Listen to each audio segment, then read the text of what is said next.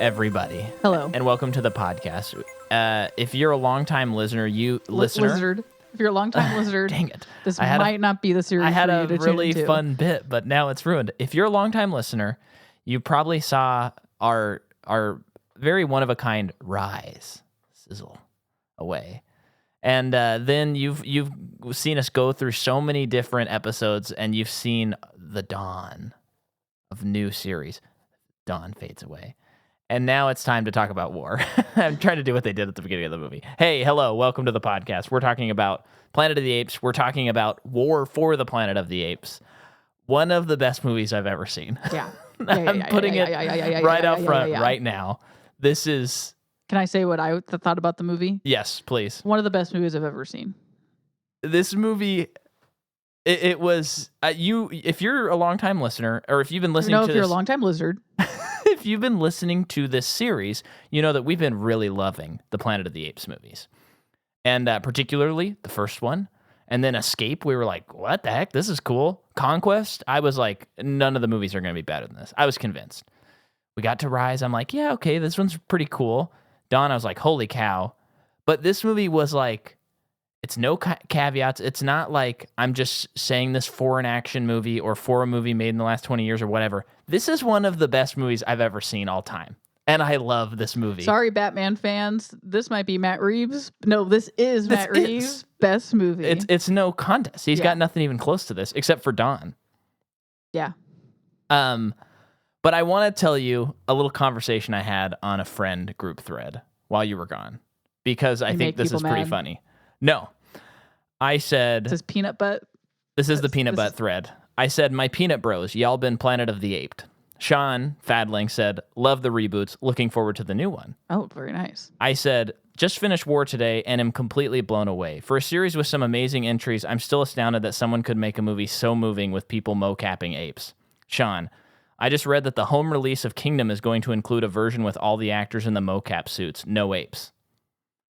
I said, oh, interesting. I'm such an ape head now. Definitely my favorite series with over 3 entries by a wide margin because the old movies rock so hard. Sean says, ape together strong, baby. Then Cam jumps in. And I was going to say, this is just a conversation between you and Sean. So then Cam, I just feel like we did some good today. Oh, okay, because Cam goes, whoa, I've been interested, but assumed it was like a lame Transformer-style movie. The new one looks awesome. Okay, he saw the trailer too, and it's irresistible. And I said, binge the last 3, Cam. Truly special movies. Also, I mean, watch the OG, but in a pinch, just watch the 3. Jordan and I liked the trailer for the new movie so much that we watched all the Planet of the Apes movies so we could see the new one in theaters. Cam says, I'd love to see new one in IMAX, Sean. We can go ape mode, LOL. I said, and now I'm a total orangutan. Wait until you meet Maurice, Cam. Cam, I think I'll have to. You're going to love Maurice, I say. Cam, going to Hawaii next week. Maybe I'll watch them all there. Me, the last 3 are on Hulu. Then I did a cry, eyes welling up emoji, and I said me, then looking at, then an orangutan, Maurice. And Sean said, they're all good, but you don't have to watch the originals to understand the new one. The last 3 are a reboot, all excellent. You'll get fired up, Cam. I said, the old movie slaps so hard, but it's just another level when Andy Serkis is involved. Sean, Koba, so good, baddie. Koba. I said, Koba, ape not kill ape. Cam, let's go. I'm aped up. Sean, I just recently started The Leftovers on HBO, but I think I have to watch Rise tonight. And I said, Rise, all hail Caesar. As far as Matt Reeves go, War greater than Dawn, greater than the Batman. Grayson butts in and he says, love this ape energy today. Need to see the new one. And you got to send a ticket stub to our friends just in case any of them want to tag along. This movie, I cannot express to the listener. I mean, honestly, this is sort of a one-of-a-kind experience that I've had with a movie in a lot of ways. Yeah. Is there ways to find out who make trailers? I could probably figure out who made Kingdom. You have to find out who made the Kingdom one because... I need to send them like a personal email. I need to see if they would We're not the only people. Cam said that too. Yeah. And there are others. And this person, they deserve some accolades. It's true. They really do. I'm going to try, please remind me, I'm going to try and figure out who made the Kingdom of the Planet of the Apes episode. I'm going to try trailer to get them on an episode. Yeah, you should. Just for a little 20-minute interview. Yeah, you should. And it might just be, it'll come out in August or whatever. I don't know when it'll happen. My pledge on this episode is I'm gonna try to track down at least someone involved in the trailer. Yeah. What would suck is if I found out AI made it. But that would be so sad. We could probably have them on the pod though. Yeah. Artificial intelligence. You know what I thought of? And you might want to cut this out. What? How come you've never tried getting Bryce Miller as a guest? Oh, I think I sent him. I'm gonna mark it. I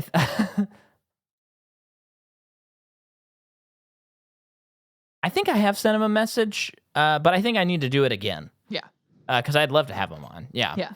Yeah. But folks, so we put this movie on, and as you know, with last week's episode, I was like, this is really crazy how good this is. It's like for a series, again, full of great movies, there's no excuse for it to be this great. Mm-hmm. And then this movie, this was truly, Jordan and I, at home, I would say we were having the equivalent to a theater experience. Mm-hmm. I was having the reactions I only have in theaters and can't have at home. So many times. There were so many times that, I was on the quite literally edge of my seat on the couch so many times because I was so worried at times. I was so thrilled at times. I shouted out so many times, "Oh, no, no, no." Genuinely. Yeah, truly. And there were many times that I gasped. I gasped many times. And I just think, I don't think we're crazy for this. I think this is genuinely one of the better movies ever made. Yeah. It is truly astounding. Yeah. And you are not going to hear a single complaint about this movie while listening to this episode. But the scary part is I think that this has, maybe in a good way, it's tempered my expectations for Kingdom. Okay. Because we have, it's years later. I don't know if we're going to have any characters that we know from this. A new director. It's really felt like a bookend to this story. Yeah. To the story of Caesar. Yeah, so now it's like we're doing a new chapter of the Apes saga. And what I'm curious about is these three movies are so sympathetic toward the apes. Oh, so I'm curious if this next movie / maybe a couple more Come on, make it a trill. Make it that it's much more sympathetic towards the humans because of where we're at in time. That's my hope and excitement about it. But it seems like in the trailers, at least, there's one main ape who's something weird is happening. So I wonder if there'll still be some apes. Well, in all the movies, there's always apes that we're sympathetic toward. Oh, of course. But maybe now we'll start seeing the structure. We'll get into more of what I want from that movie or what I'm hoping for. But this movie was so good that it's oh, you know what? I should just expect the next movie to be kind of cheesy, not very good, but have some cool story elements. Because this movie was so good. Okay. It was okay. It actually brings down my it won't be cheesy, though. These new ones are not cheesy. No, what I'm trying to express, and I don't think I'm doing a good job, is that this movie is so good that it's no sequel could possibly be as good as this movie. So it's oh, I'm just going to kind of assume that this will be a passable sequel that I will enjoy and hope that I'm surprised. Okay. Whereas going into this, watching this, I'm Kingdom's going to be my jam. But this one's so good that I'm it's not possible. Yeah. I don't think, if this movie's better than War, it will be my favorite movie. That's what we're dealing with at this point.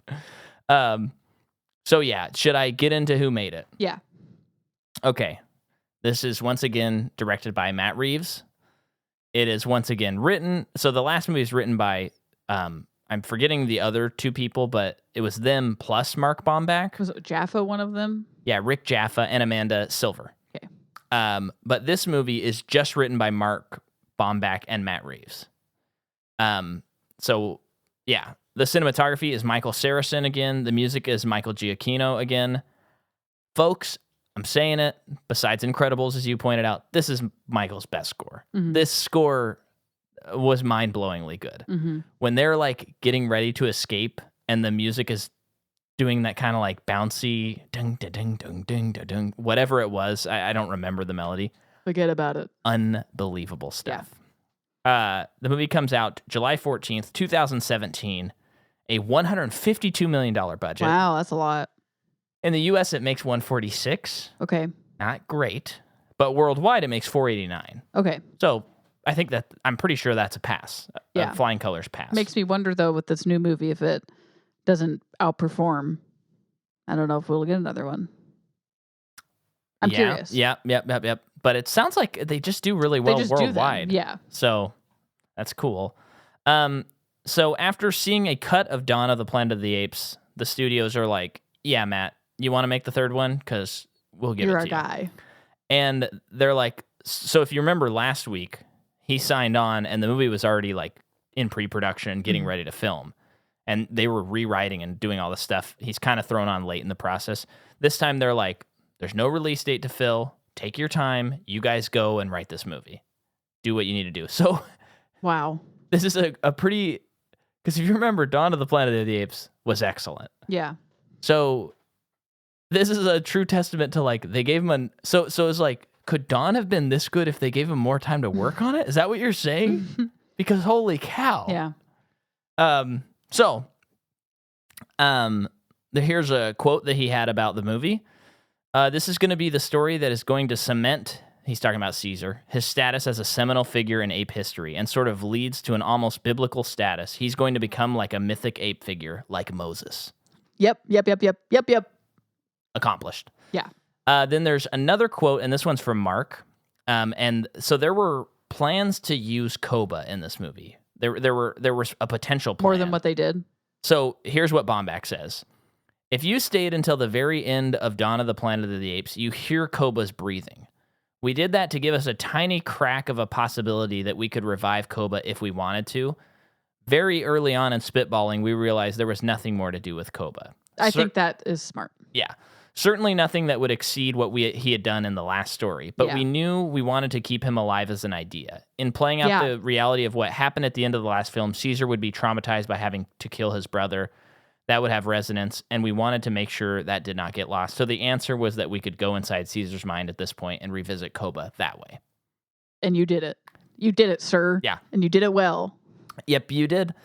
And not much left to say. Once again, I mean, we are pioneering special effects. I mean, once again, this is some of the most insane special effects you've ever witnessed. It did not win the Oscar. It lost to Blade Runner 2049. I'm sorry. Stupid. I know. Blade Runner 2049 looks excellent. Stupid. Yeah, this was the same year as The Last Jedi was nominated. Okay. And also Guardians of the Galaxy 2. So on so many levels. I mean, but I know 2049 looks really good. Oh, it looks amazing. Does. Stupid. This needed to go. This is like more than anything like FX and the like. I don't know. Any effects stuff that's not just visual. Yeah. Not that it needs to be this, but it's like, isn't a simple template of giving an award is something that is pushing it forward? Yeah, that's definitely something. But I know that, anyway. And this isn't just a case of like, because I feel like sometimes with the visual effects award, and sometimes sound too, actually, it's like they give it to most sound or most visual effects, not necessarily best.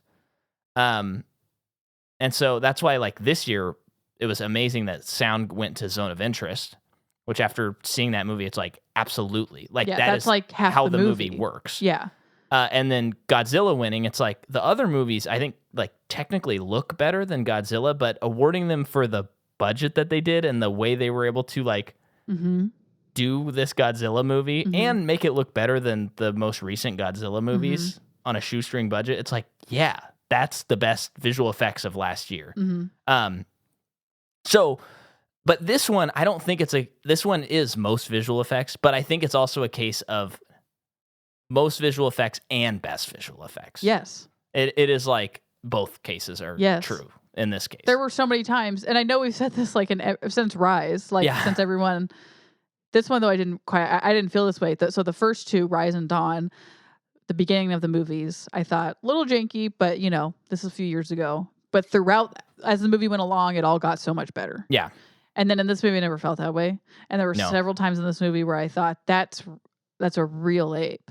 Yeah, it's just real. Bad Ape, the character Bad Ape, was he was so moving that I kind of wanted to cry every time I saw it. Yes. And Maurice somehow he's never not looked real in like any frame of these movies. He looked more real in this one. Yeah. So here's the other thing. I just wanted to point this out because it was a movie we covered a couple of years ago on Patreon, and it's the great Akira Kurosawa. The like secret title of the movie while they were filming it, you know how they do that, was Hidden Fortress. Awesome. Cool. And then here are a bunch of movies that were influences to this movie. And when you go through them, it's like, oh yeah, duh. That's all there. And it's kind of cool that I think that Matt Reeves and Mark are very like open about the influences. They're not trying to be like, yeah, we just came up with these ideas and stuff like that. It's like, no, they're mixing a lot of stuff. So they watched all the Ape films, of course. Bridge on the River Kwai, which... Yeah, and they really were focusing on that with the relationship between Alec Guinness and the Japanese like camp guy was like Woody Harrelson and Caesar. That was a lot of their inspiration. I've seen that movie one time. It was so long ago. Yeah, and I only like when I read that I was like, oh yeah, but I can't quite like place it. Yeah, I can't quite place it. And then this one, which is funny because I almost made a Letterboxd review. I thought about saying the best prison breakout movie since The Great Escape. But that's another one. But The Great Escape was an influence on this movie. Awesome. And then Ben-Hur and the Ten Commandments. Yeah. Yeah, and it's been a long time since I've seen this, but Outlaw Josie Wales was also a big influence on this movie. I think they said something about like the raggedness of the main character and how like I don't know if I've seen that movie. Torn he is, you know. Yeah, we should watch it because I feel like... Who's Josie Wales? Clint Eastwood. Oh, okay. Yeah, it's my dad's like second favorite or favorite movie. And I think when I watched it, I was like, yeah, it's good. You know, I liked it as a kid. But I feel like I'm hearing more and more as I get older, people kind of mentioning that as like a seminal Clint Eastwood and just a seminal like Western and just a seminal film. So we should definitely watch that one of these days. Okay. But yeah, those are my notes on War. So for actors, we have covered Woody Harrelson. In what? Right? Have we not covered Woody Woody Harrelson? Harrelson? We have, but I can't recall. I mean, he's not in Marvel. He's not in Marvel? He's not in... He's in Solo. We covered him in Solo. Yep. There you have it. What did you think about him? I thought he was breathtaking. I mean... You know, he was perfect. He was so good. And one thing that was so good about it, as it is for these movies, it's so understated, this role. Yeah. But it hits when it needs to. Yeah. But the in terms of, he's not going big. No, he doesn't go big. He doesn't, and that's the key for the human actors. Yeah. In these movies is don't try to steal the show. It's not your show. I guess you're right. I think maybe the biggest performer in any of these movies is Charlton Heston. Yeah. If you think about all the movies, he's the biggest of the human performers. Which, what are you going to do? It's Charlton Heston. Yeah. And it makes the dramatic reveal so much more dramatic because it's a guy who's Moses, you know? Yeah. So, yeah. Steve... sorry, I want to say one more. Yeah. Woody Harrelson, he's one of these guys where, you know, he's great at being a villain and he's just a great actor, but it's just funny because he plays these types of roles often, and it just never wears out for me. I mean, he always finds a new way to be that character and to do that thing. And it's just, I mean, I've seen him in, I can only think of one thing that I didn't like him in, but he just always brings it to these types of roles. And at least in that one thing you didn't like him in, he was trying something. Right. You know, give him a little bit of credit for trying something. And we shall keep it nameless. Yeah. Because it sucked bad. And I don't think it exists, actually. Yeah. Steve Zahn plays Bad Ape. And you said this, and I wholeheartedly agree. Best performance of his career. Absolutely. Best performance. Easy. I mean, I haven't seen everything, of course, but this is like next level stuff. Yes. I mean, this is a next level performance. Yes. So what else is he in? Do you remember the movie Sahara? I've never seen it. I love that movie. I just remember loving it, but I bet it's just awful, awful, awful. I should watch it sometime.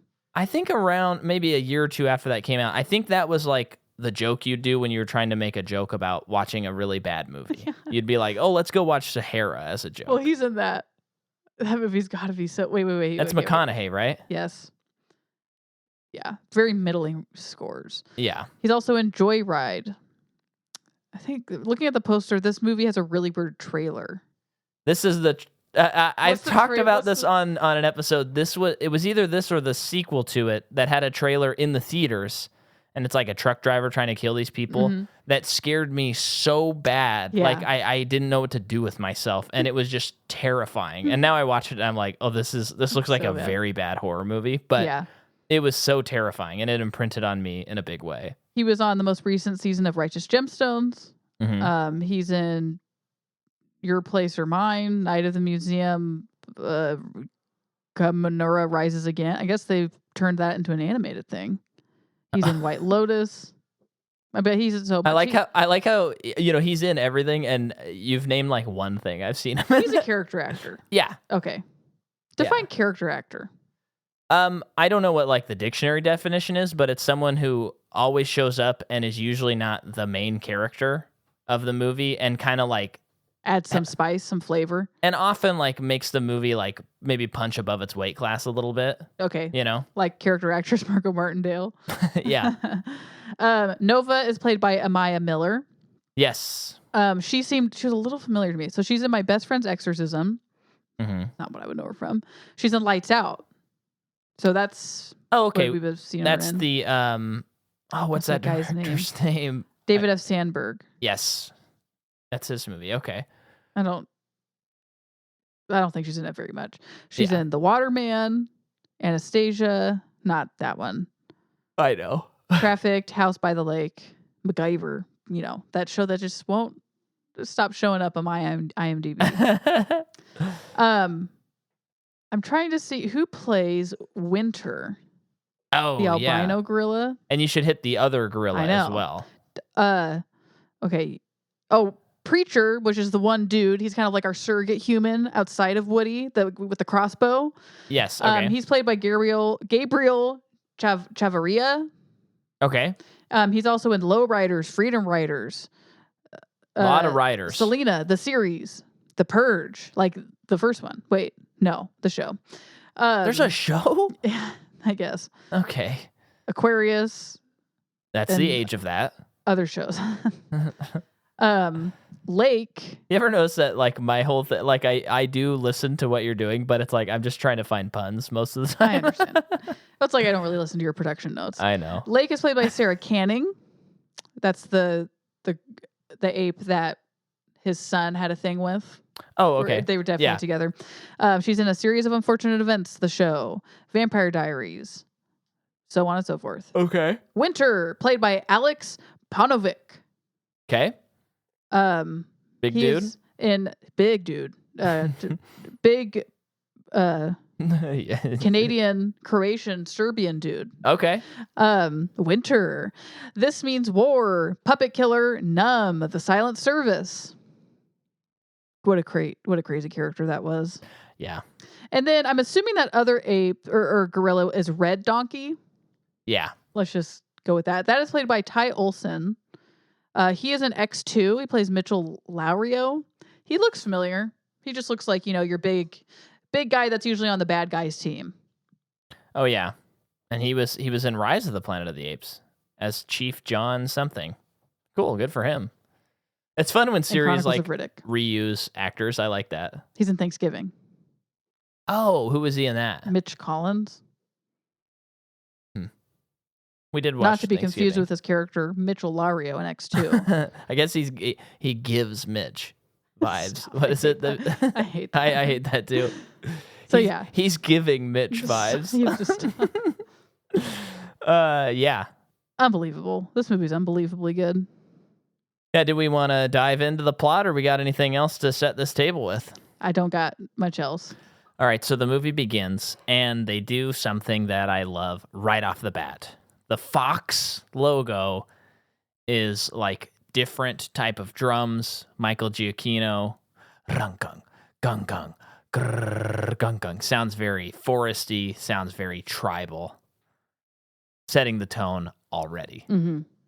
Then we have this wonderful sequence that is like, why aren't more people doing this? Where it says like, 12 years ago, the apes. 15 years ago, the apes, they did a rise, and the simian flu went out and into the world. Yeah, and then like it fades away, and just the word rise stays there, and then it says something else, and it says dawn, and that goes away, and then now it's like there's this ruthless colonel who's hunting the apes, and they're in an all-out war, and then it all fades away except for the word war, and then it says, and then what fades up is war for the planet of the apes, and I'm like, okay, yeah.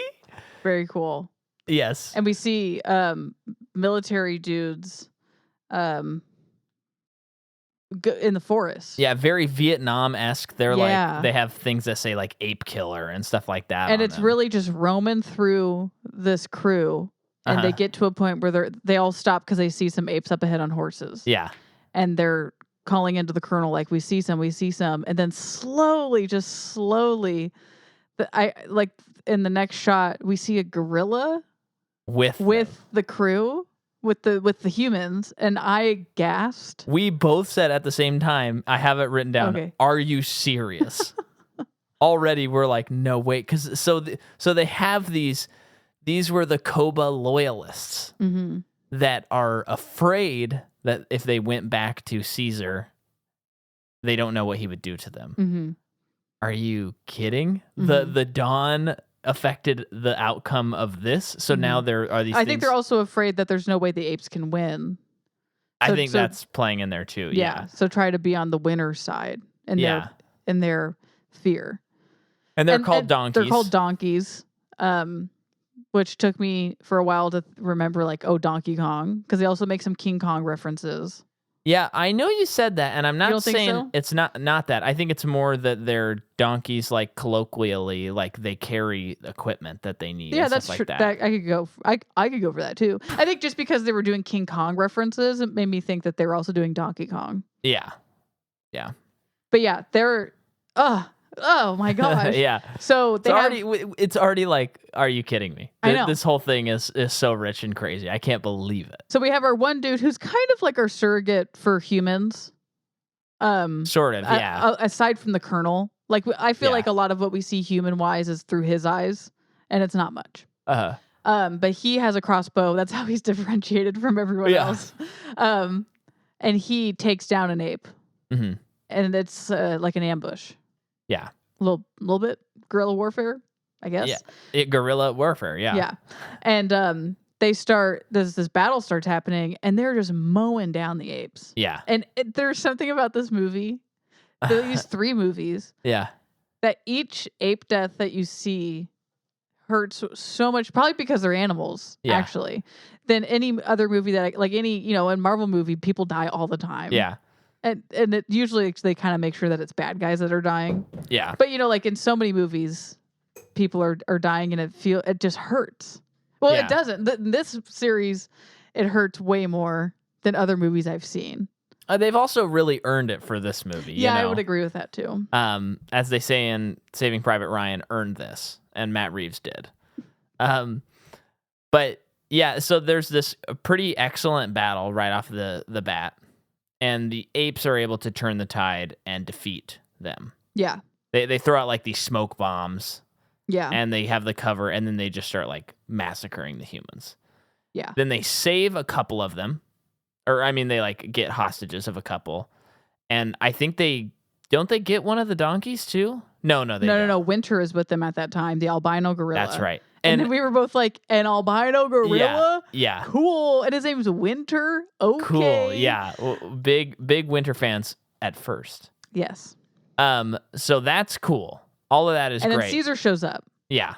And first of all, Caesar looks older. It's 5 years since the last movie. Start to look a little weathered. Yeah.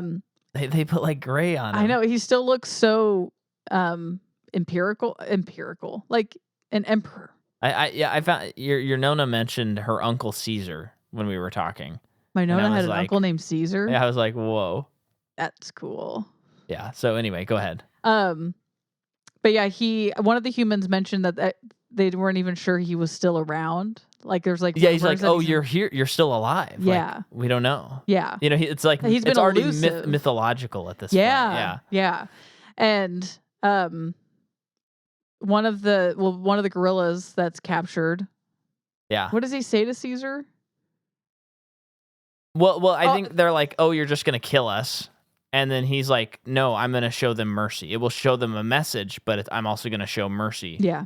And we're going to let you guys go and tell the commander. And then one of them says, like, what if they don't tell him anything? And he's like, they are the message. Yeah. The fact that they're going. Yeah. Okay. Mm-hmm. And also, you and I noticed where, like, Andy Serkis's voice seems more pronounced. Mm-hmm. And it's like, it's because he's been talking for this time. So he's gotten more and more pronounced as the movies have progressed. But there's still a lot of sign language being used, too. Oh, yeah. Very interesting. Also, by the way, I watched a little Andy Serkis breakdown of his, like, special effects career, starting with Lord of the Rings. And I don't think I even knew this, but he's King Kong in the 2005 King Kong. Is he? Yeah. So he had ape experience prior. Yeah, this is like Ape Round 2. Okay. Yeah. Ape 2.0. Yeah, Ape like 5.0, Yeah. if you ask me. So yes. Then then we go to their home. Their new and I couldn't the next sequence. I kind of can't believe that someone would do what happens in this with the ambush. Yeah, it's okay. It's I know we're not quite there. So yet, we're in their new home. The set is so cool. Looks amazing with waterfalls and like this cave that they're in. It's still very like they're in the redwoods, rainforesty, and they're all discussing what should be done about what's happening. Like the humans are hunting them down, and they just lost like over 60 apes. What are they gonna do? Yeah. And they're discussing how they've had word that if they continue to go like to the so Cornelius comes back. That's right. No, not Cornelius. His son, Bright and Eyes. Rocket. Yeah, and it comes back. They were scouting. Yeah, and he says, we found this place. If we can get there, the humans aren't going to go there, basically. And it's like this desert area. Wink, wink. Hello? Huh?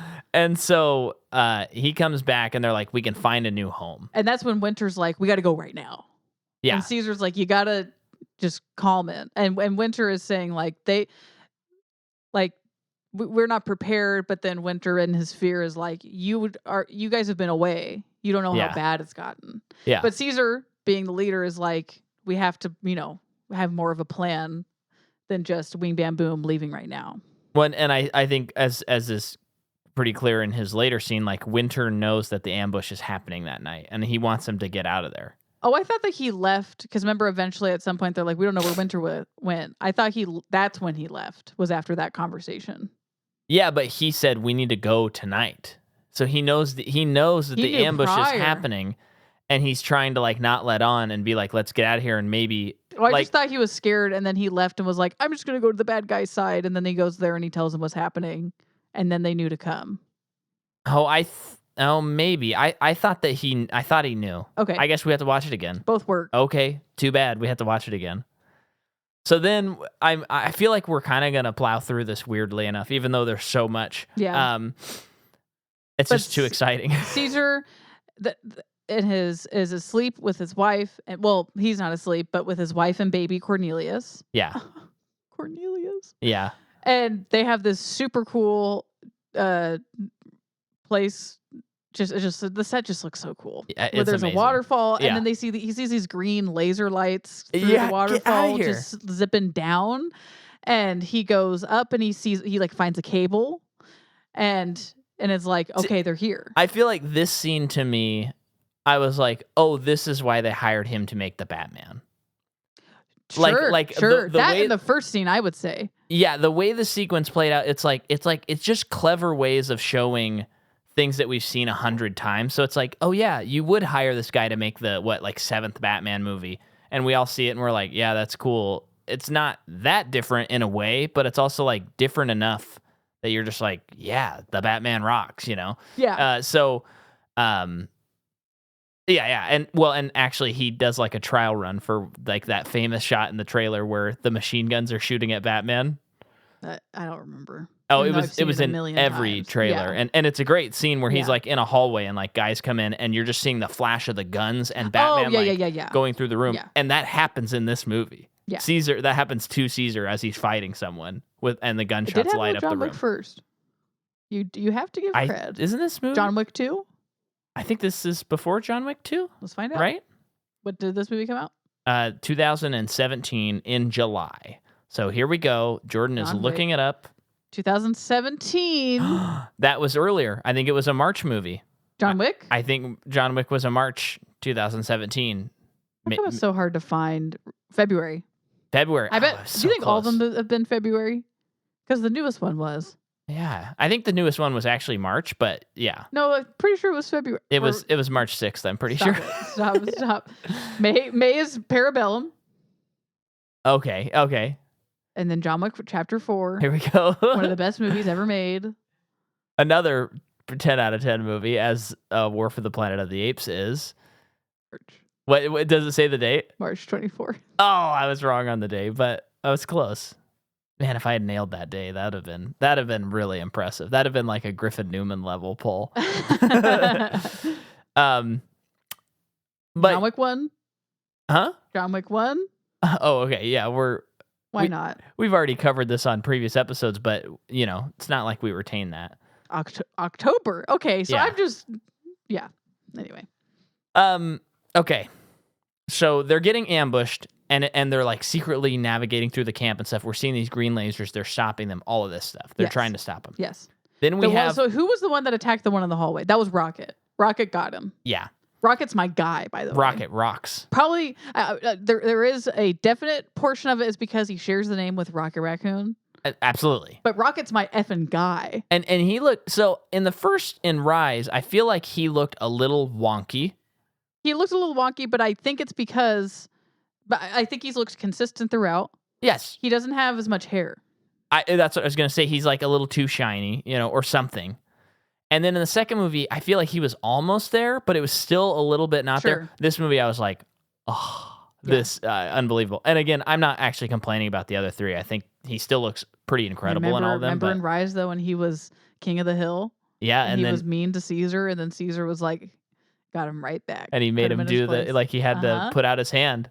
Rocket's my guy. When are we watching these movies again? Tomorrow? Today?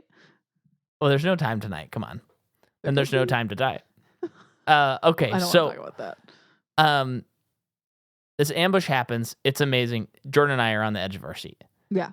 And then we have I would say, one of the cleverest ways I've ever seen this information doled out. Caesar goes into his chambers, and he sees Woody Harrelson, the Colonel. And they exchange a look, and then Woody turns to his right and looks, and it's like slow motion. And then Caesar turns to his left, and he sees his dead son and his dead wife.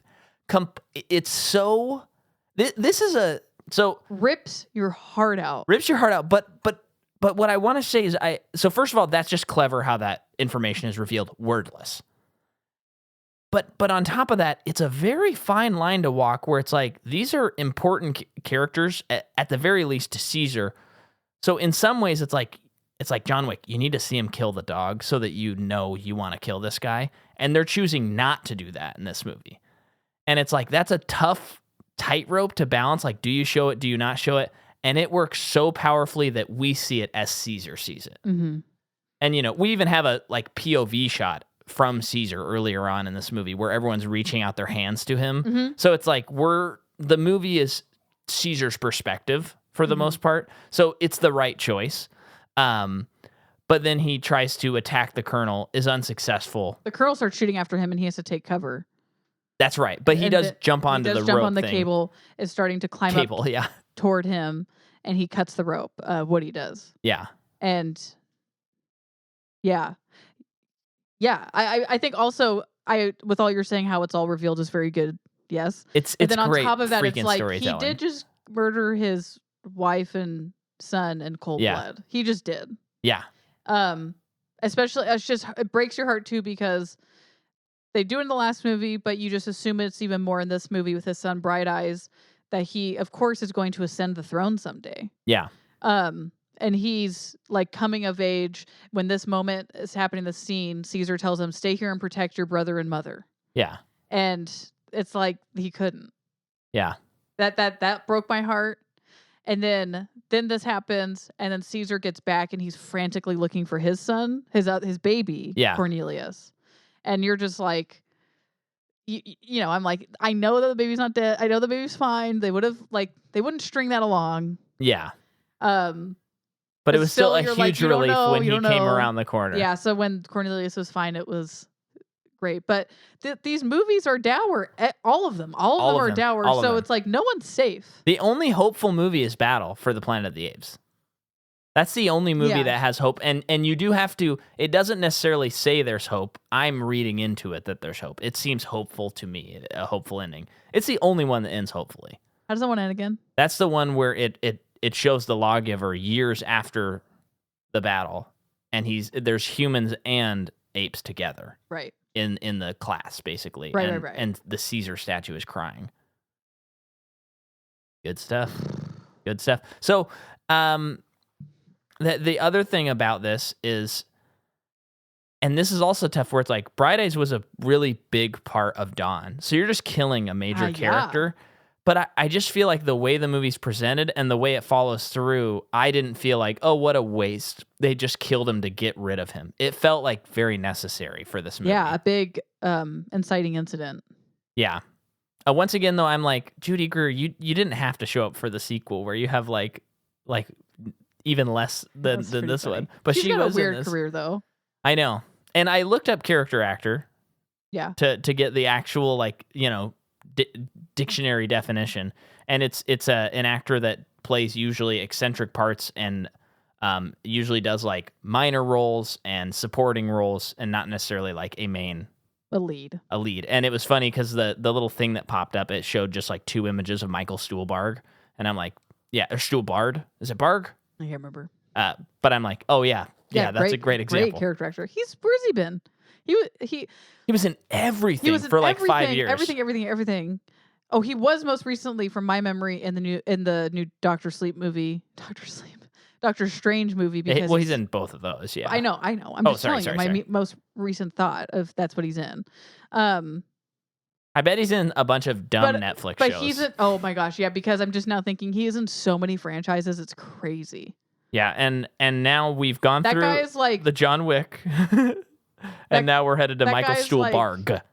Like, people who make a very comfortable career just being a TV actor, but he's just a character actor or in movies. Totally.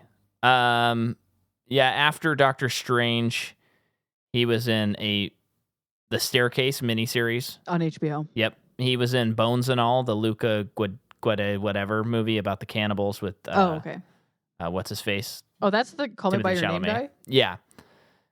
He was in Your Honor, 20 episodes on Showtime. Oh my gosh. Showtime sucked him away. Oh, 2020 to 2023. So he's in a lot of that. But that's it. So I feel like he's not working that much lately. Taking a break. But he is in the new Doug Liman movie.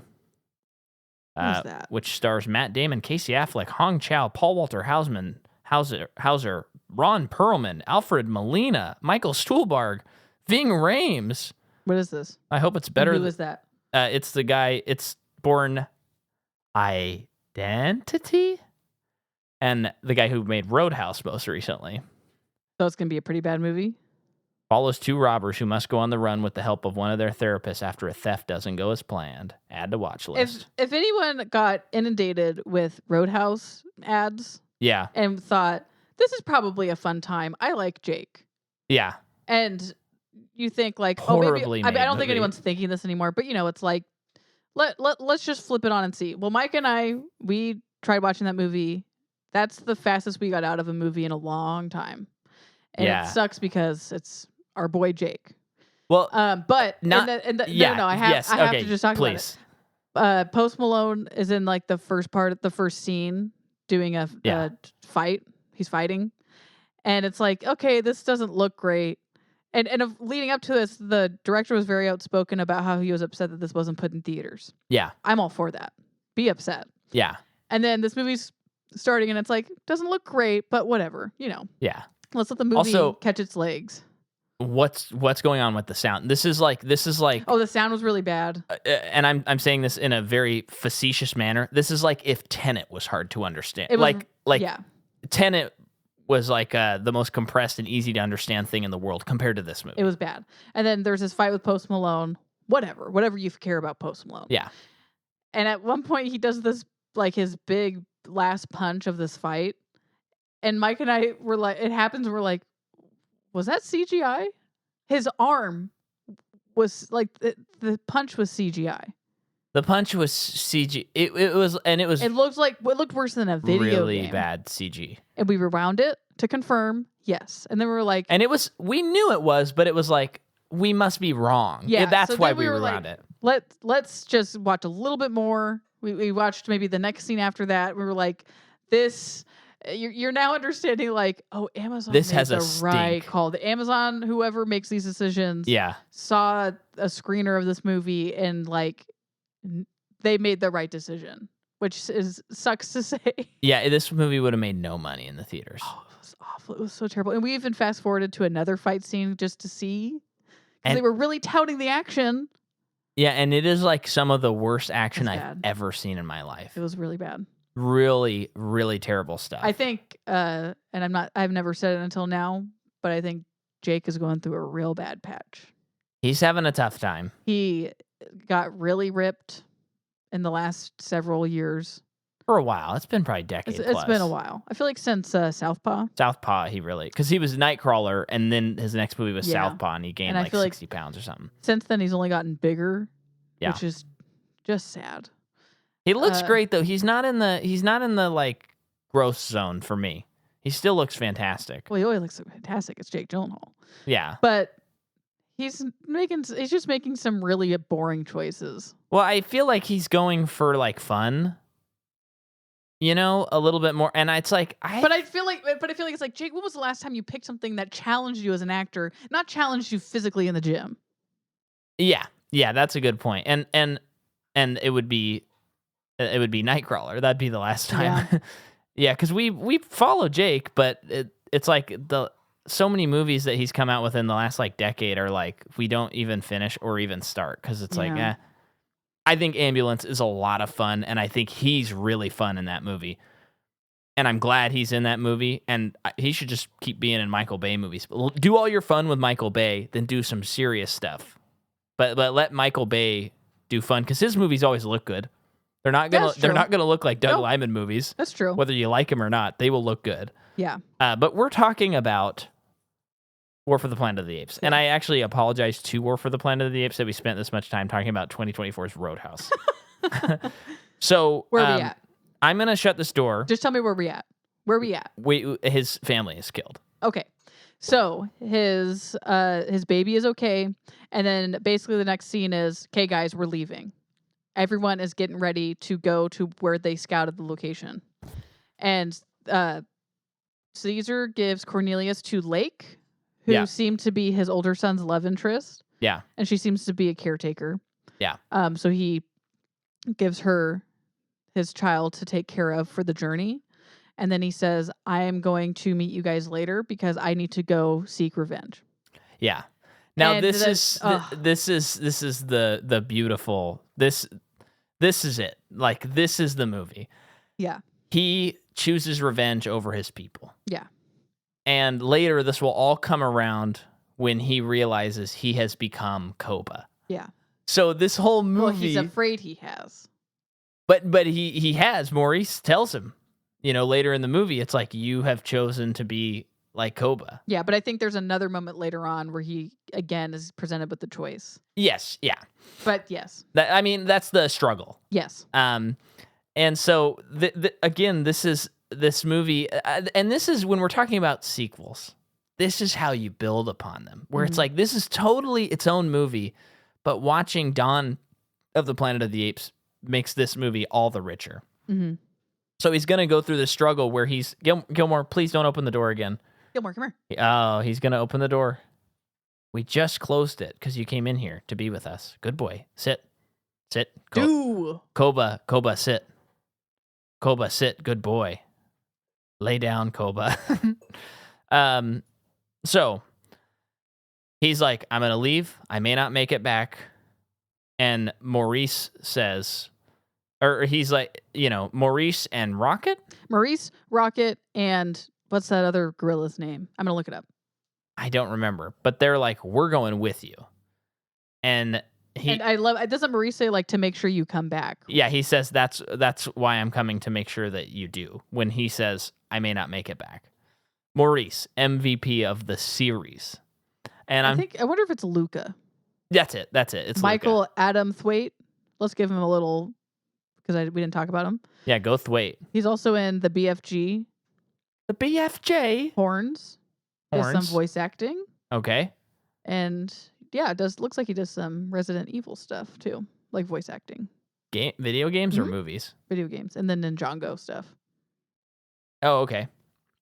So they're going out. They think they might know where, like, scouts know where maybe there's some troops at. Maybe they can catch the colonel. They find this little village, and like a base.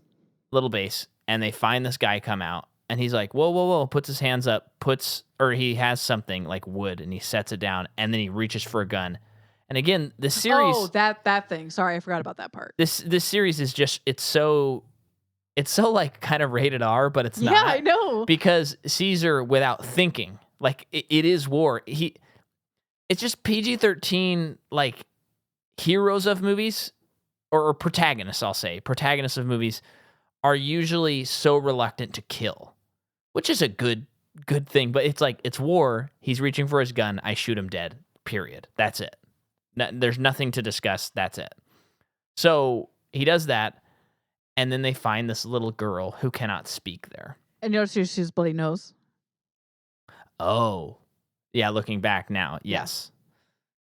Yeah. Okay, cool. But yeah, so she cannot talk. Maurice stays with her and communicates with her, trying to. Gives her stuffed animal, and then they're leaving.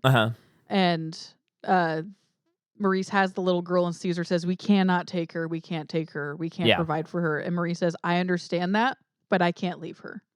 Yeah. And so they take her. Oh, yeah. I love it. I love Maurice so much. So I'll talk about this out of order. We find out that the simian flu mutates, and the people who it didn't kill off immediately, now it just is taking away their ability to speak. Mm-hmm. So it's like devolving them. What did you think of that? I loved it. That's like a fun sci-fi thing. It's so weird. Yeah. What do you think? Well, it was one of those things which... Well, sorry. If this was a bad movie, I would have hated it. But since this is a great movie, I love it. I know what you mean. But yeah, so I always imagine with the Planet of the Apes movies that humanity just devolved. So when I'm thinking about the series, I'm like, there's so few humans, maybe they can't educate themselves. And so they're just slowly getting stupider, basically. It's just becoming survival of the fittest. Yes, and when she couldn't speak, I was like, maybe, I don't know what it is. Like maybe she is mute. Yeah, something like that. And so it's like, I'm not sure. First of all, with like the emotional climax of the movie, I was like, whoa. But when he explained it, because I'm so on board, I didn't have the reaction of like, oh, that's not how I imagined it. I was like, oh, that's pretty interesting. And I was like, okay. And I don't know. I think living through a pandemic, it really has made it a little more like, whoa, this is not like, oh, this could totally happen, but it does have this flavor of like, oh yeah, it could mutate and things could change. Well, you understand how viruses work a little bit better. We all do because of it. So they take her. Yeah. And then they find the military base that I thought we were talking about. And they sneak their way in, and they find Winter. Yes. And he's like washing dishes or something like that. Yeah. So I thought when either way, if you're right or I'm right, they learned that he told them about them leaving. Yeah. And then they're trying to get more information from him. That's when he tells them about like stuff from the north. There's more the colonel's in the north. He left. Yeah, but he's not at that base. Yeah, at the border. Yeah. He's at the border. Yeah. And then does Winter get killed in this scene? Yeah, they do. They do. And I was surprised because I couldn't tell what was happening. But there were some humans hanging out outside, and you could tell by their shadows that they were like, thought they heard a commotion on the inside. Yeah. And I think they were strangling Winter. Insane. Yeah. Oh, no, our monkeys were. Yes. Our apes were. Yeah. Oh, yes. I just couldn't tell if they killed him or if it was like knocked unconscious. Just because strangling is. I think they killed him. No, definitely, because he's not in the rest of the movie. They killed him. Again, it's like these are our protagonists. Yeah. And they're like, you betrayed us, therefore you're a traitor, and we killed you. I mean, let's be fair. I know that the others didn't necessarily do anything to stop him, but Caesar killed him. Yeah. Well, and Ape does not kill Ape. I know. And this is when he has a dream of Koba. And a common expression in the house at the time of watching this was, "Are you serious? No way." Mm. And like, this is unbelievable. I can't believe this. I mean, you guys should have heard. This would have been like the perfect movie to have like a watch along and not us talking over it, just to see our faces. Like, I would love to see how we were reacting. Oh, there were so many times. I mean, this movie, half of it, we were literally waving our hands around because we were shocked by how good everything looked. Yeah. And it was almost like you're almost like mad. Because it's almost it's like this is what we've been asking for, because franchises right now are in a delicate situation. Yeah, they are, especially Marvel. Yeah, because that is like the king of franchise. I mean, why even bring up Why? But you know what I mean? I know. There's so much to complain about these days. Yeah, and it's like, why can't they just do this? Why can't they just do that? We've gone so far. Why can't we just in a way go back to basics a little bit or something? And then you watch this movie and you're like, they did it. They're doing everything I want them to do. And things are tough out there. The economy's crazy, lots of wars and stuff. But I think we might be living in the best timeline if we got this movie. It's a miracle movie. It's a miracle movie. So he has this dream about Koba, who's talking to him. And I just couldn't believe that they brought him back in. And is Koba at this time talking about how he's not like, we're not so different, basically? I honestly don't remember what he said to him. Because I just remember being like, Koba? Then they're like checking stuff out. They're doing something. And this hooded figure comes up and steals one of their horses. And they chase him. No. Yes. Steals a gun. Yeah. And a horse. Now, did you think it was a human? Yeah. Okay, I did too. I think that it was a person, a stunt person. And I think it was supposed to throw you off the scent. Yeah. Like if I'm going into filming, like I think they want you to think that. Oh, no, yeah. I think they do, but I just thought like maybe because we've seen enough movies, maybe you thought about it and were like, "Oh, it's totally a monkey." But ape. An ape. Sorry, Micah, excuse me. So rude. I know, I'm sorry, Caesar. So they catch up to this ape, and in like a abandoned lodge. Yeah. And they have their guns drawn at the fireplace that he's hiding in. Yeah. And he throws out the gun, throws out the flashlight, and says, "Bad ape, bad ape." And he comes out, and it's this cute little, I think, bonobos. Oh, I thought it was a chimp, but aren't they chimps? No, bonobos and chimps are different. No, isn't Caesar a chimp? Yeah. Oh, but I thought this little ape was a bonobos because he's so small. Oh, you might be right. But I don't know. This bad ape again, to get back into Steve Zahn. Yeah. Best performance of his entire career. This is it's crazy what he does. Incredible stuff. Yeah. This is best supporting actor material. I'm not kidding. I know. And frankly, so we hear that, I think I said this on this episode earlier, that Kingdom of the Planet of the Apes is coming out with, like, on DVD, you'll be able to see just the actors, no effects. In Kingdom? Yeah, they're going to come out with a version of the movie that has no effects in it that you can watch. That'll be so cool to watch. And I'm like, at first I'm like, oh, that's a cool novelty. Now I'm like, I have to see that. Like, not this movie, but the new one. The new one. Okay. Yeah, which also I feel like is them being like, yeah, we're pretty confident that this is a good movie. Like, yeah, okay, people are going to want to watch it without, like, the whole magic of it. Mm-hmm. So I think we're going to be in good hands next week. Yeah, that's so fascinating.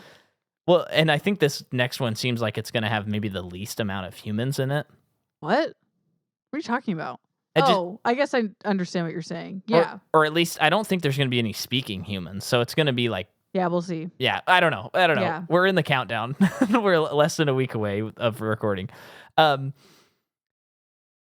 but the design of this ape is stunning. Stunning. I mean, we're talking like Smeagol level, like of great character design. And he's cute, and he's a little and he's goofy. Funny. He's our comic relief. Yeah, but not in an over the top way. Just a couple of little pops. There was only one moment that was a little too cheesy, but I thought it was still sweet. It was the binoculars. It was binoculars. I think it was because it came after something very dramatic, and I was like, eh. But at the same time, I'm like, whatever. Yeah, you get one of those, but it's not like these movies don't do what most blockbuster movies, PG-13, do, which is undercut the movie. Yes. So even the humor in this was not undercutting the movie. Yes. By the way, before I forget, something cool. So we talked about how they looked to, Ten Commandments and Ben-Hur and these big characters. And I was messaging Case today talking about the movie. And he said, what did you think of like all the Moses stuff? Just how it's like very, he's leading the people. And I was like, oh yeah. So I love in this movie that he is a Moses type figure. And then I realized, which is really cool, and I don't know how intentional it is, but much like Moses, he makes a mistake by pursuing the colonel in this movie. The other one is not trusting God and doing the water thing incorrectly. And neither of them enter the promised land. Whoa. And I was like, whoa, damn. Whoa. Damn, that's cool. Wow. That's got to be intentional that they thought of that. Because he gets right there and he doesn't enter. He dies before he enters the promised land. Oh my gosh. Just like Moses. That's crazy. Yeah. So. Spoiler alert. Yeah, spoiler alert to Exodus? The end of Exodus? Oh no, this movie. Oh, okay. I thought you were talking to all our Torah listeners, or all readers. our Torah people. So, we meet Bad Ape. He rules. He is from a zoo.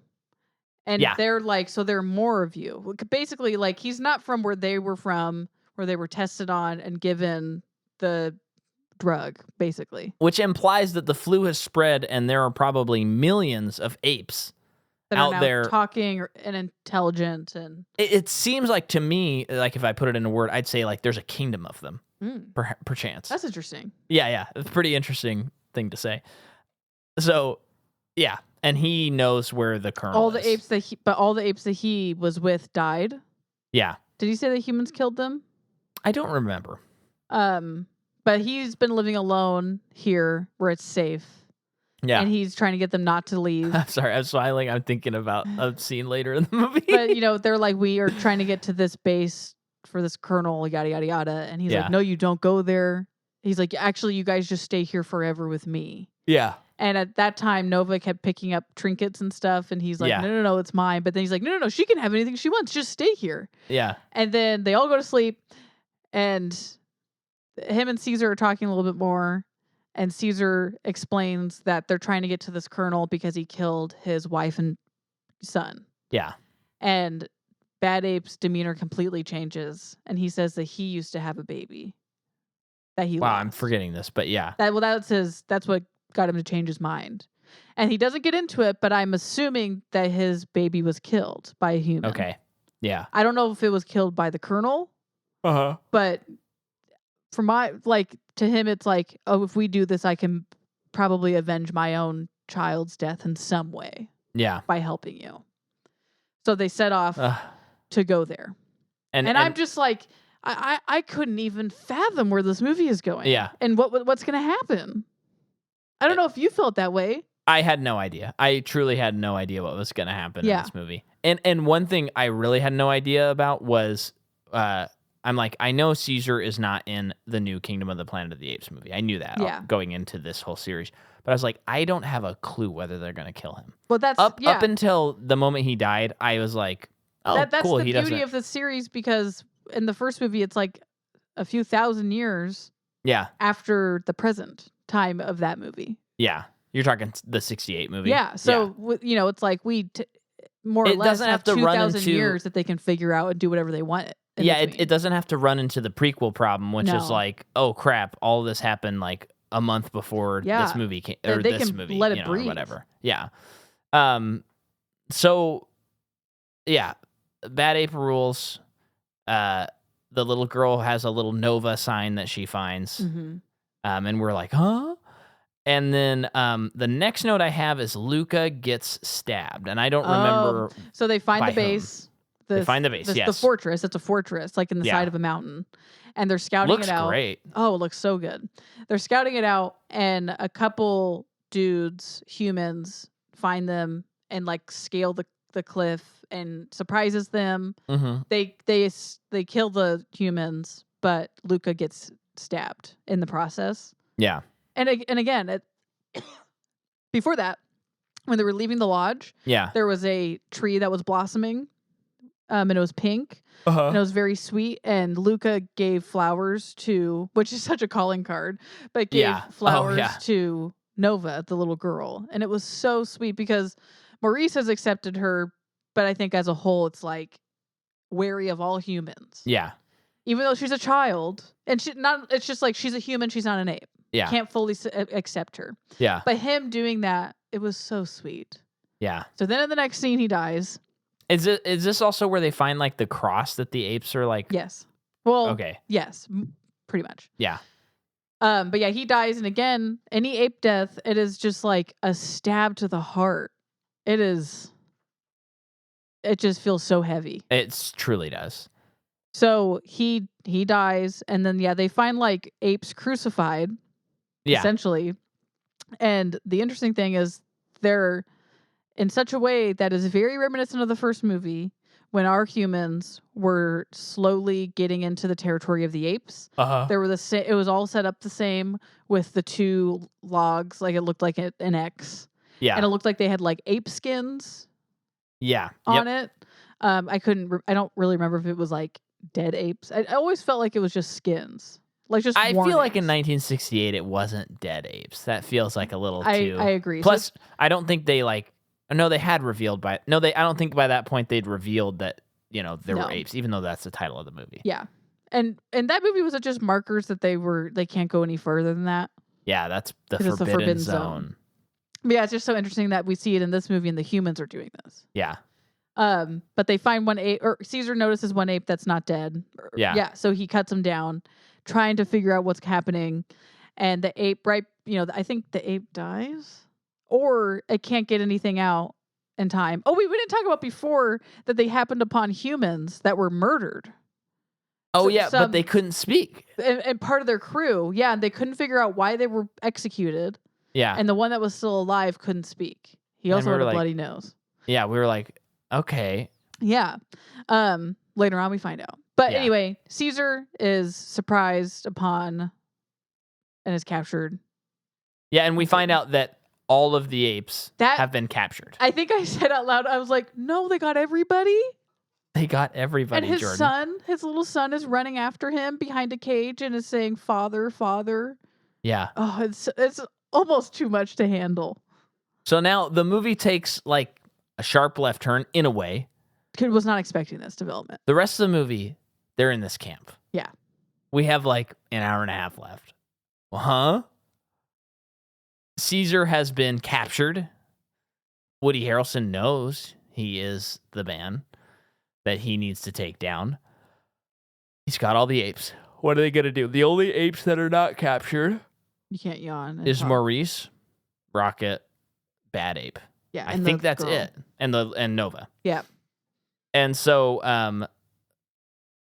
so then we just have this whole, this is like as someone else put it, it's like the Spartacus movie. I think Tom Lorenzo said that, like this movie is like Spartacus or something like that. I guess that's true. Where it's like now he's going to lead the slave rebellion. I'm surprised that wasn't a reference for this movie. It probably was. And again, I guess this is also like the Moses thing, except for he was not a slave. He was part of the... He was raised by the Egyptians. But he has to, lead the slaves to freedom. So he is put in Gen Pop, basically. Yeah. And is... Good pull. Thanks. And then is put to work they're creating... He's learning that the apes are building a wall. Uh-huh. Doesn't know why. And Lake tells him that they've not been given any food or water. Yeah. Everyone is in real bad shape. Yeah. And then one orangutan falters. This feels like I am watching the 10 Commandments. Yeah. And he gets like whipped and Yeah. punished for slacking. And Caesar is essentially like, no. Yeah. And he says something like, leave him. Leave him. Yeah. And the colonel is there. He brings Caesar to him as well as the orangutan. This movie's crazy, guys. Yeah. He tells Caesar gets whipped. Yeah. And then he tells Caesar, tell them to get back to work. Yeah. Because he knows that he's And leader. he says, give him food and water. Get him food and water. He's like, what do you think? Why do you think you're in a position to make demands? He might say that later. I think he says that later. And then the colonel takes out his gun and just shoots the orangutan dead. Unbelievable. You can't do that, guy. Yeah. So, I mean, you truly don't know what is going to happen. Like, anything can happen at this point. And then everyone else just starts getting back to lifts work. up a boulder. Yeah. And starts working again. And everyone starts working. And then later that night, when they're all back in the Gen Pop cage, basically. Yeah. None of the apes look at him. That might have been when he was first put in the cage. Yeah. But all of the apes are turning away from him. Because he didn't provide for them. He's right. It's his fault that they're all captured. I think that was the first night. Yeah, and Lake tells them, like, don't blame them. Yeah. For how they're acting, basically. Oh, okay. Yeah. And then is that when the colonel... Then they talk. Yeah. And he explains the virus. Those guys were mute so the humans get the virus, it's mutated, it makes them mute, and then they die.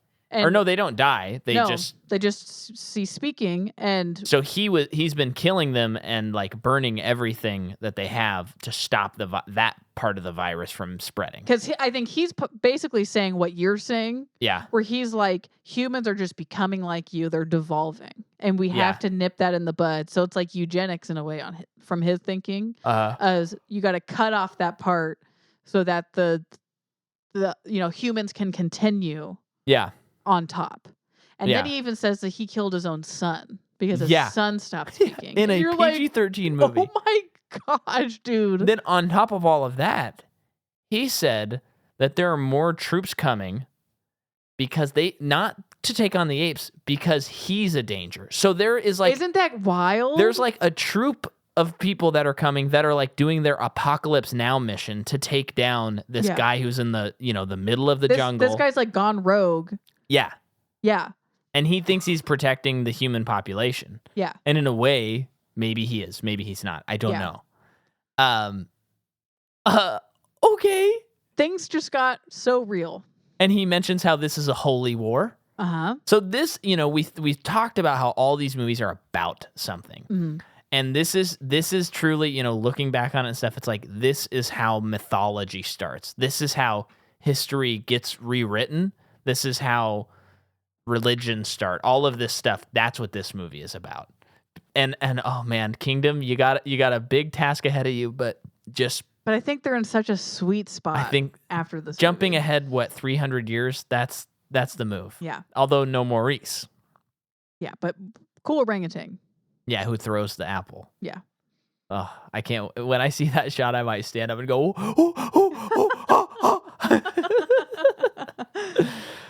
wouldn't that be funny if like everyone did it? Like the movie started and everyone was like,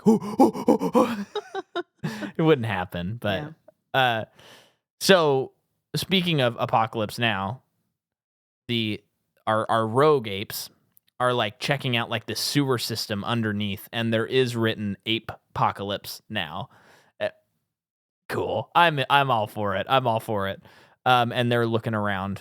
They find trying holes to see stuff. Yeah. In the earth that lead up. So I think they're trying to then discover like how many more are they? Yeah. Yeah. He has another Koba dream. Is this when he's crucified? Would you consider that crucified? No, I don't think so. He's just like strung up on a pole. Strung up. I mean, that's kind of the same thing. But yeah. Yeah. He's basically made an example of to the other apes. And I think it's also a humiliation because he is the one in charge. Yeah, they're trying to break his spirit. Yeah. You break him and you break everyone. Yeah. But so they're doing that. He has another Koba dream where I think Koba is like saying like, I was right all along. See? Yeah, something like give that. into your hate, give into your anger. But the colonel does give water and food to the apes. Yes. And that restores some faith in him, doesn't it?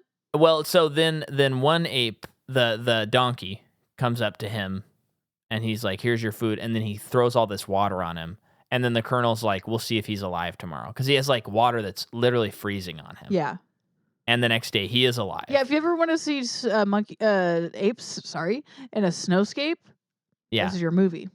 Well, and that was something Circus talked about in the technology. He was talking about the in that video, that how the technology progressed and all that stuff, and he was talking about how, like, in Rise of the Planet of the Apes, they're able to do it on set, but most of it is indoors with a little bit outdoors. Oh, really? And then Dawn, it was like they really got to do a lot of stuff outdoor in, like, environments where it's raining and all this crazy stuff. And then he's like, in this one, he's like, things have gotten so good that we can be in snow, which is like a pretty wild thing to be able to do motion capture performances in the snow. I still haven't looked up videos. I need to.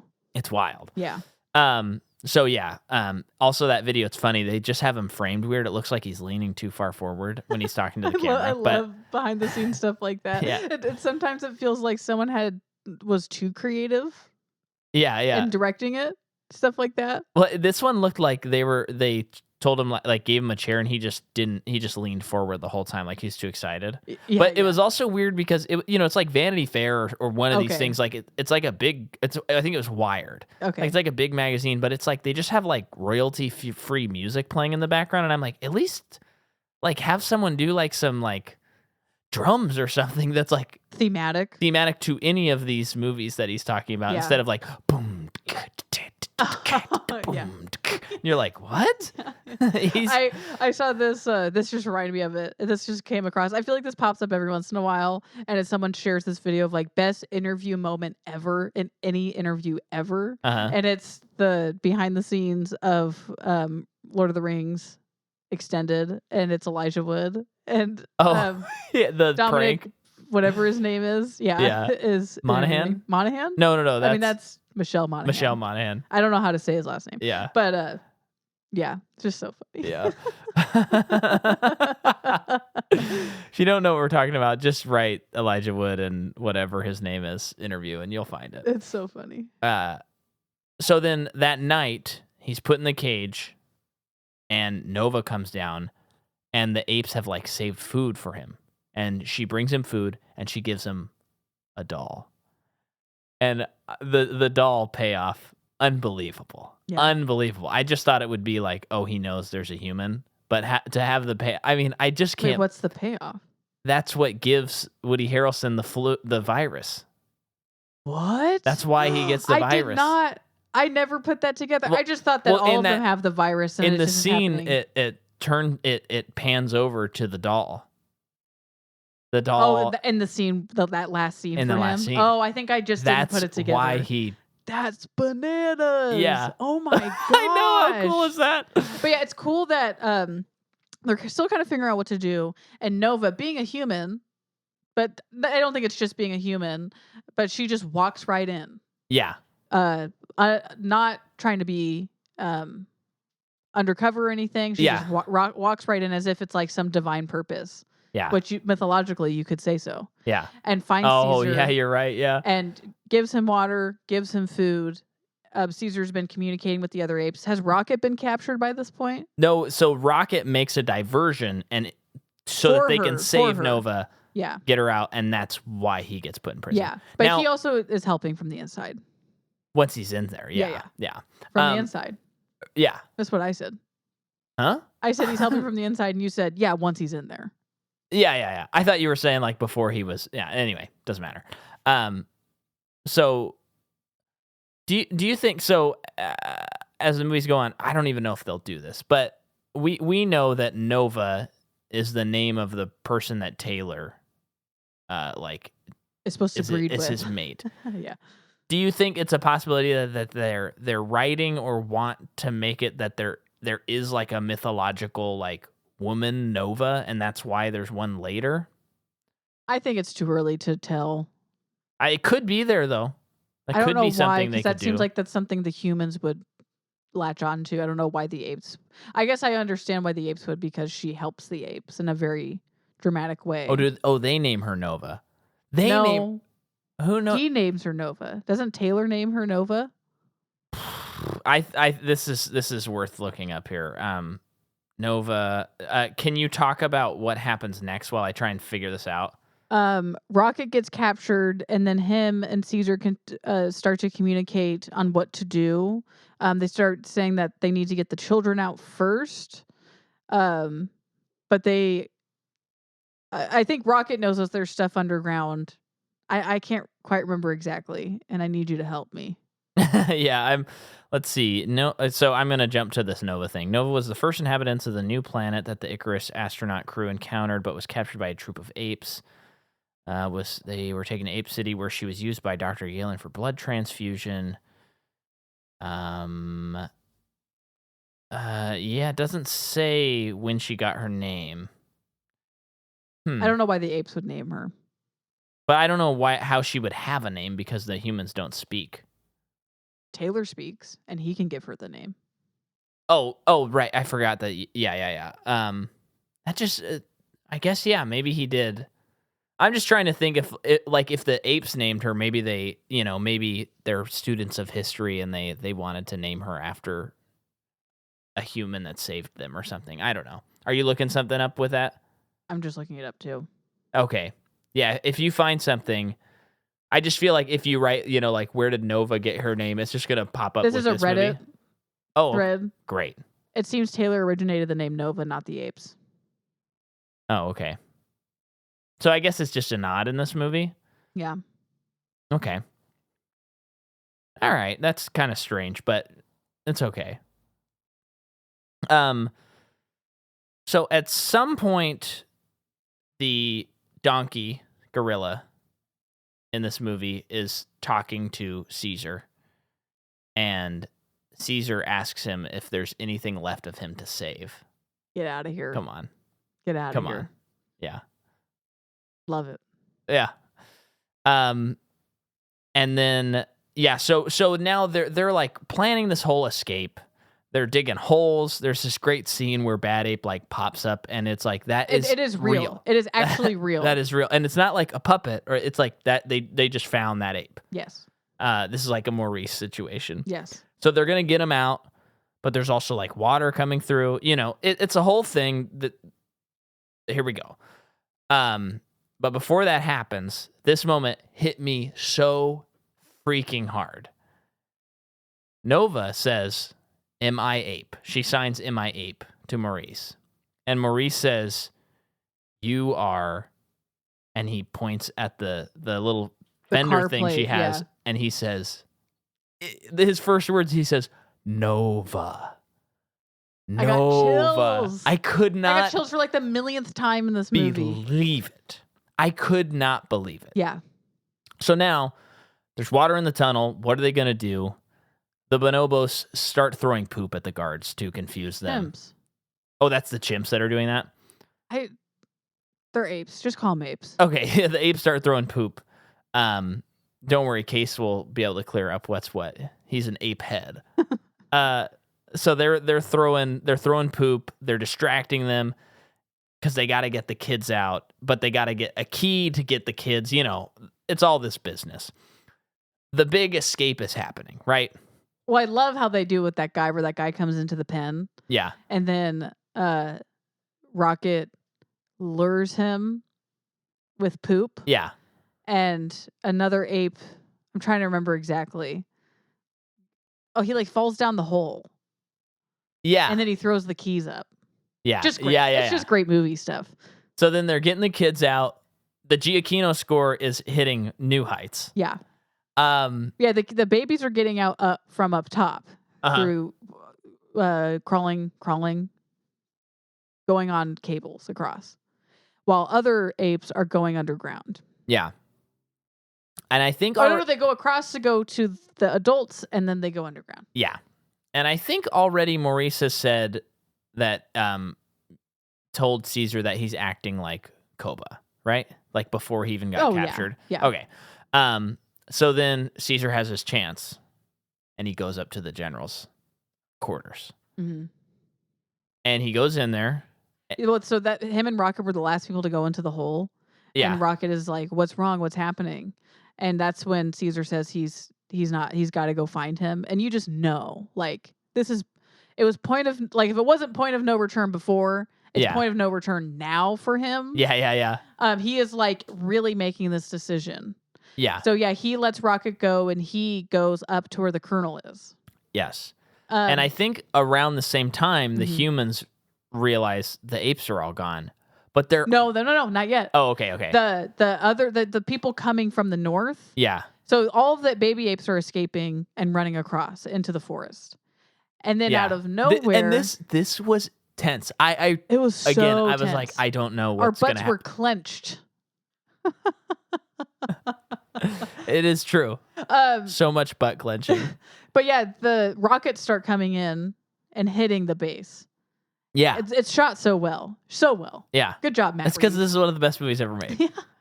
And war is started. Battle is started. And all of our dudes on the inside of the base are running to join the fight. And that our one surrogate human with the crossbow, he notices that all the apes are gone. Yeah. And then, so they're trying to get the apes out. The babies make it out okay. Yeah. And then by the time the humans notice that there are apes escaping, that's when they start taking down apes. So the humans are destroying themselves, and they're trying to take the apes. Crazy. Caesar's up there, but don't get there yet though, because it's all paced very well. So while the apes are escaping, Caesar goes up to the Colonel, and everything is disheveled, and stuff's thrown over, and it looks like he's just drunk because there's like a bottle of whiskey. And that's when I said, shocker that Woody Harrelson is an alcoholic in this movie. Yeah. 10 comedy points. Go ahead. It's probably too many points. Let's be real. He is drunk as a skunk, and Caesar comes up to him, takes his gun out, and points it at him. Colonel looks up at him, takes the gun by the barrel, and bloody nose. And he's like, can't speak, puts the barrel against his own head, and is kill me. The virus. What? We see the doll. Caesar's thinking about it. He's angry, going through so many emotions. Again, Oscar level performance by Andy Serkis. Yeah. And then he leaves the gun with him and walks away. He doesn't kill him. Nope. And then we hear the gunshot go off. Pop. Yeah, the Colonel kills himself. Unbelievable. What? And again, I will definitely, as a human character, he has, the most to do. Yeah. And still just such an understated thing. It's very, very crazy what happens for sure. But just based on it's just, I don't know, it's just so impactful, but it's still just so small. Yeah. It's just done so well. And then Caesar sees what's happening outside and is like, I guess I got to go help. Yeah. And some humans see him up there and they're trying to shoot him down. He's got grenades trying to like blow up this thing takes grenades. Help the apes sees get like away. a tanker full of oil. Yeah. So he's running for it. And while this is happening, Red Donkey is up there with a human, and the human's screaming at him like, load it, give me the grenade launcher, load it. And the ape, so this is what's crazy.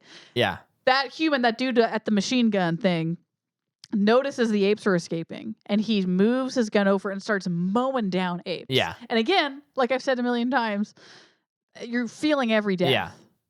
And the donkey, the gorilla is just watching in horror. Yeah. In horror. And the guy is screaming at him, get the grenade launcher.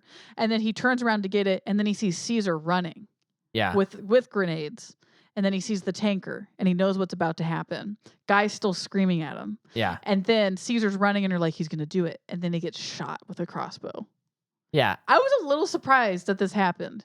This was shocking because I thought that human was going to be like sympathetic.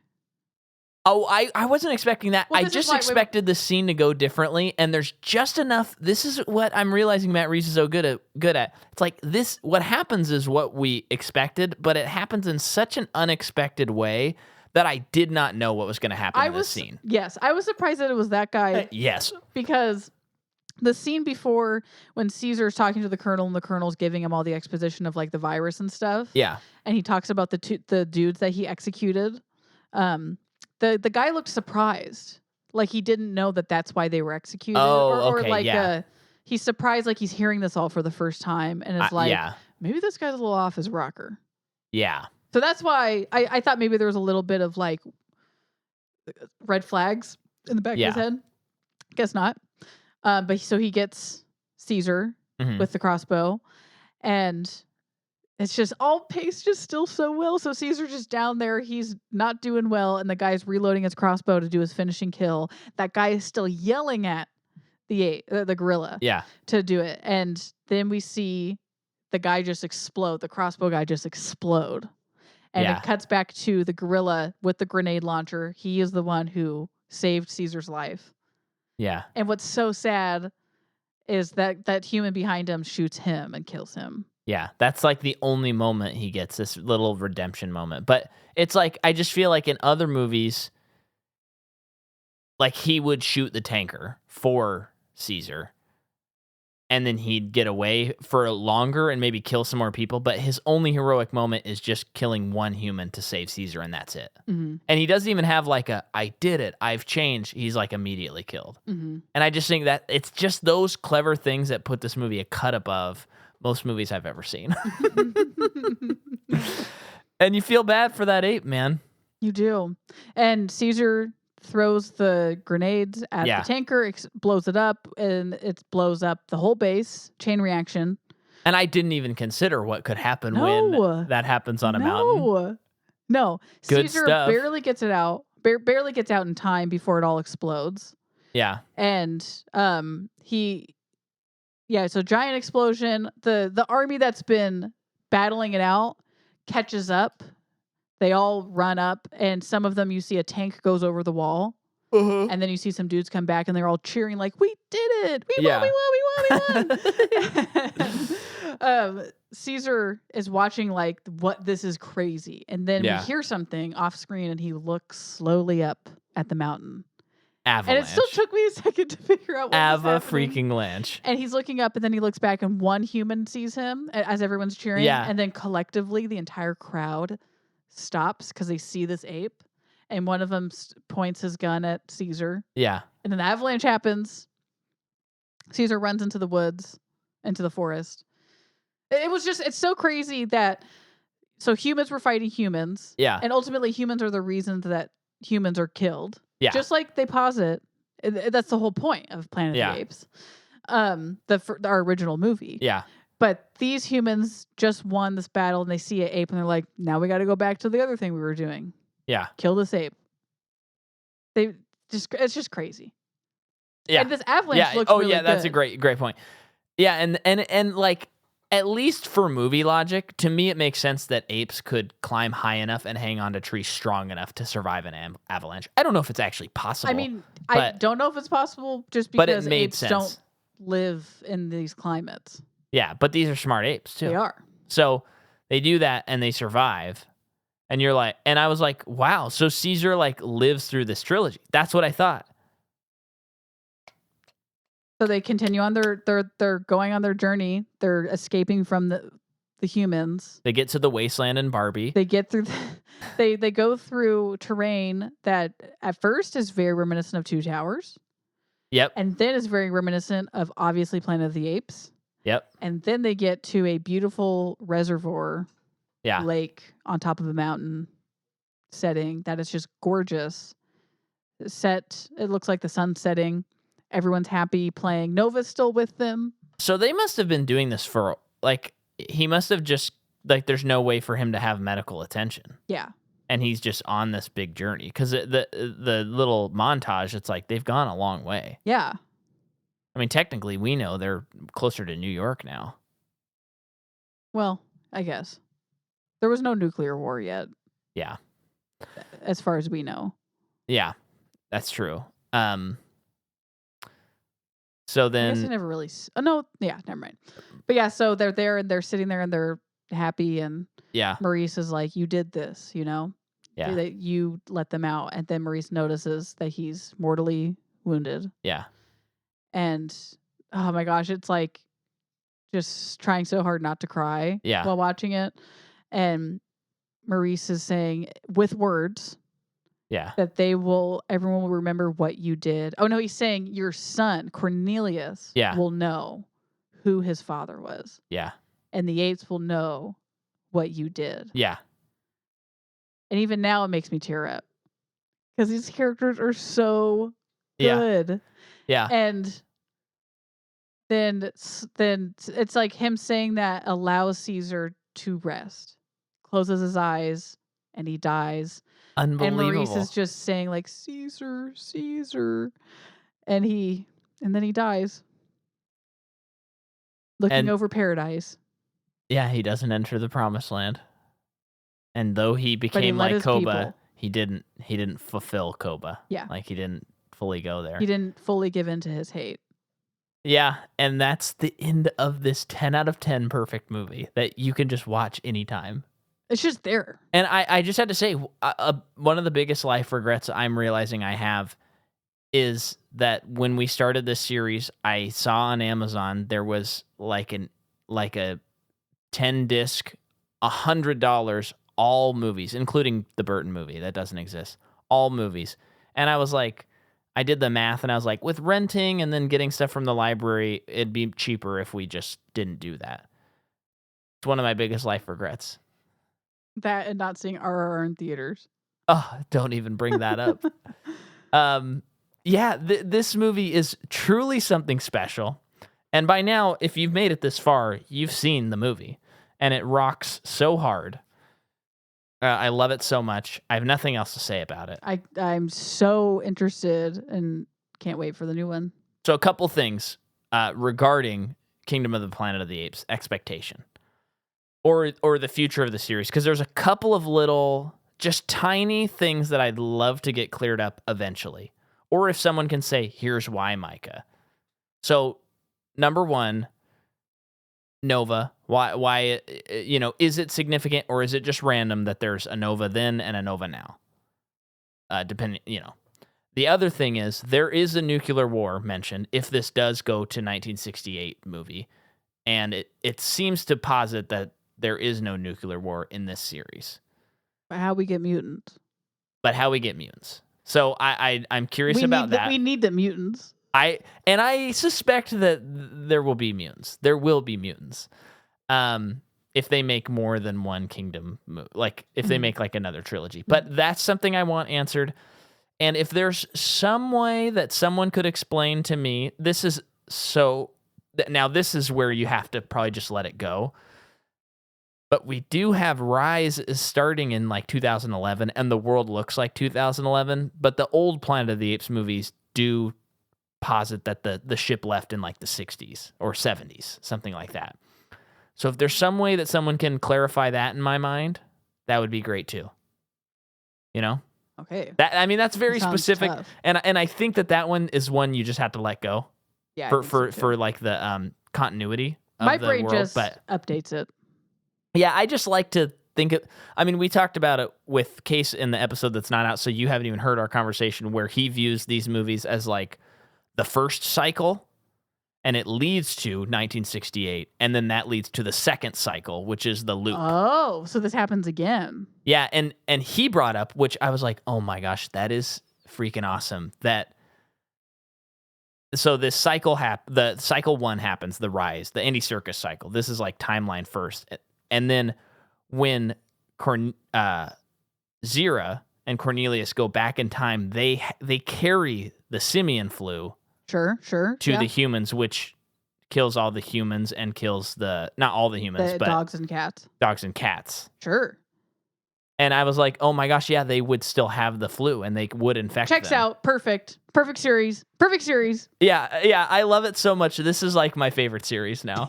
It is. It's like it seriously is Lord of the Rings. Yeah. And I'm not saying in order. I'm just saying this is your perfect batch. Lord of the Rings, Harry Potter, not including Fantastics. Yeah. Planet of the Apes, Star Wars first 3. Yeah, you are forgetting Mission Impossible, but we haven't covered Mission Impossible yet. Oh, I'm just meaning this is like. But yeah, that's up there too. I'm discounting trilogies for my own sake, because I don't want to have to deal with Lord of the Rings, and some of the other great trilogies, like Three Colors and Before Midnight and stuff like that. But of like long running franchises, I think I have to put Mission Impossible and Planet of the Apes above the rest of them for me. Like on my list, it's like kind of not even close on anything else. And Planet of the Apes is like warts and all. I think it's better than like pretty much any other series.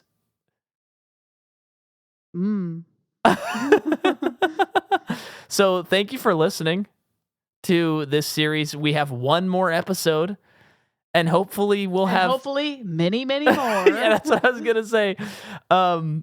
We Kingdom of the Planet of the Apes next week. I know it'll have been out in theaters for probably 3 weeks by then because of our scheduling. But then the week after that, we will be doing Furiosa. Yeah. And revisiting another fantastic series. Yeah. And then we'll be starting a brand new series that we accidentally spoiled on Rise, but we won't say what series it is on this episode. We'll tell you next week in case you didn't catch when Jordan spilled the beans. Excelsior. See ya. Ape Strong.